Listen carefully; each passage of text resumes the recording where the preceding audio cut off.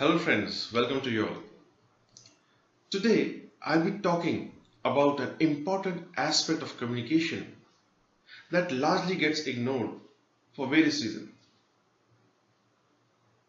Generally by communication we understand written or verbal form of communication, isn't it?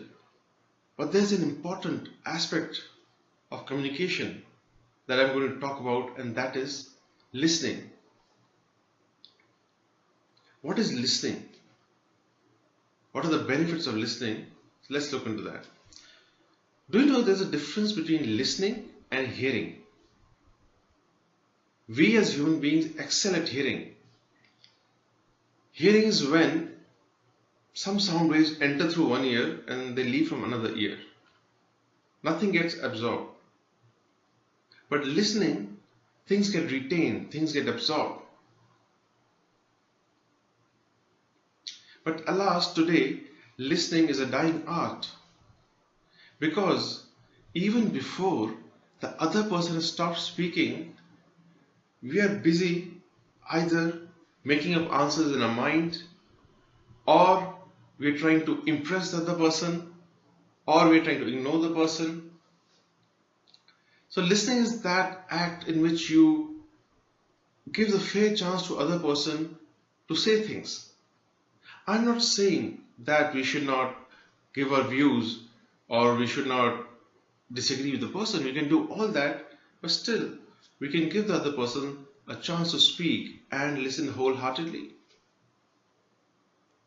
Now you may say heavens will not fall if listening doesn't happen.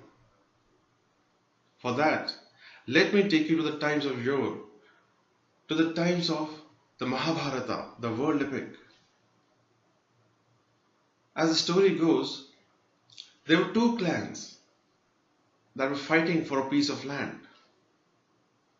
On one side you had the Pandavas led by Krishna, and on the other you had the Kauravas led by Duryodhana, the evil king.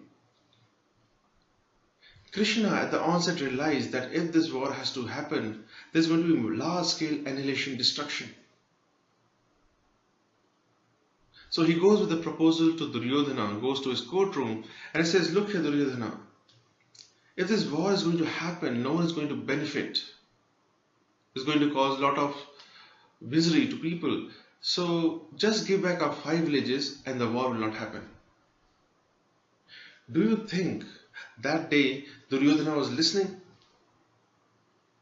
He dismissed Krishna by saying, look at the size of our army. Where does a tiny army stand a chance? So saying, he walked out of the courtroom. That day, when he walked out of the courtroom, he not only signed his death warrant, but for his entire clan.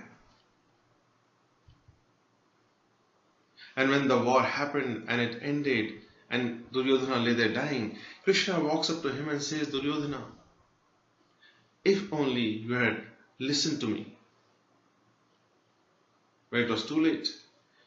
Today the same thing is happening, country against country, people against people, because no one is willing to give an inch. See these television debates, you call people from all walks of life, all ideologies, and they go hammer and tongue at each other. No one is willing to listen, and by the end of debate, you are only left with a lingering headache. No solutions are found. And today these wars have entered our living room, family. Husband, wife, husband says my wife is not listening.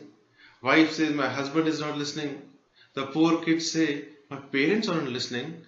And today the situation is even your dog is not listening. He doesn't listen, right? He does his own thing.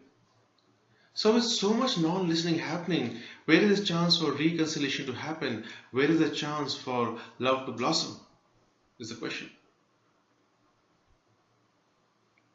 To conclude, in the words of a famous person, listening is an act of love. Listening is an act of love in which you make yourself totally vulnerable to another person's word.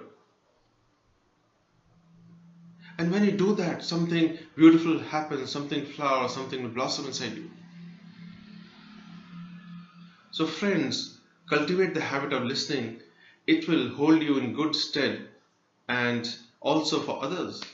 Sometimes people don't need solutions, they just need a shoulder to cry on, they just need someone who can listen to their troubles. But we are always providing solution fixes and everything, we are always in that mode.